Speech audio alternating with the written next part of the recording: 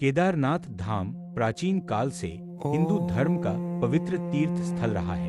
केदारनाथ निर्माण को जुड़ी बहुत सी पौराणिक कथाएं प्रचलित है, जिसमें से एक कथा के अनुसार पांडवों द्वारा केदारनाथ मंदिर का निर्माण करवाया गया था। द्वादश ज्योतिर्लिंगों में से एक केदारनाथ धाम में भगवान शिव लिंग रूप में विराजमान है। इस मंदिर के कपाट हर साल अप्रैल और मई माह में खुलते हैं और लाखों की संख्या में श्रद्धालु बाबा केदारनाथ के दर्शन करने आते हैं। कहा जाता है कि यहाँ भगवान शिव द्वारा धारण किए गए भैंसे के रूप के पिछले भाग की पूजा की जाती है।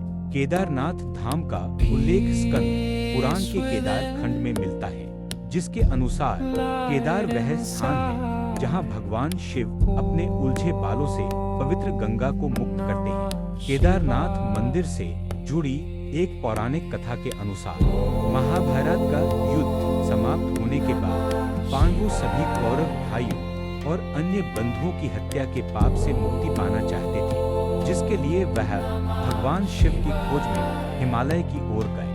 पांडवों को अपनी ओर आता देख भगवान शिव अंतर्ध्यान होकर केदार में जा बसे। पांडवों को जब यह पता चला तो वह भी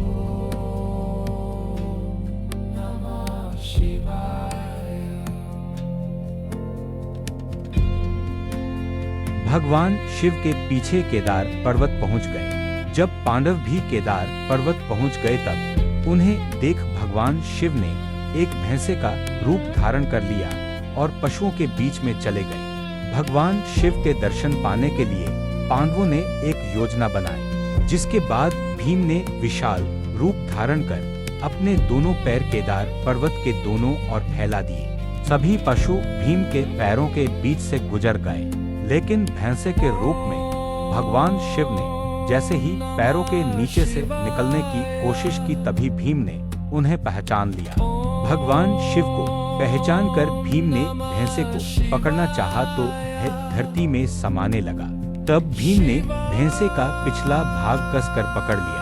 भगवान शिव पांडवों की भक्ति से प्रसन्न हुए और उन्हें दर्शन देकर पाप से मुक्त कर दिया। कहा जाता है कि तभी से भगवान शिव को यहाँ भैंसे की पीठ की आकृति के रूप में पूजे जाते हैं। मान्यता है कि इस भैंसे का मुख नेपाल में निकला, जहाँ भगवान शिव की पूजा पशुपतिनाथ के रूप में की जाती है। पौराणिक कथा के अनुसार हिमालय के केदार श्रृंग पर भगवान श्री हरि विष्णु के अवतार महतपस्वी नर और नारायण ऋषि तपस्या करते थे। उनकी भक्ति से प्रसन्न होकर भगवान शिव प्रकट हुए और उनके प्रार्थना अनुसार ज्योतिर्लिंग के रूप में वहां सदा वास करने का वर प्रदान किया। यह स्थान केदारनाथ पर्वतराज हिमालय के केदार नामक श्रृंग पर स्थित है। आदि शंकराचार्य को केदारनाथ मंदिर का जीर्णोद्धार का भी श्रेय दिया जाता है।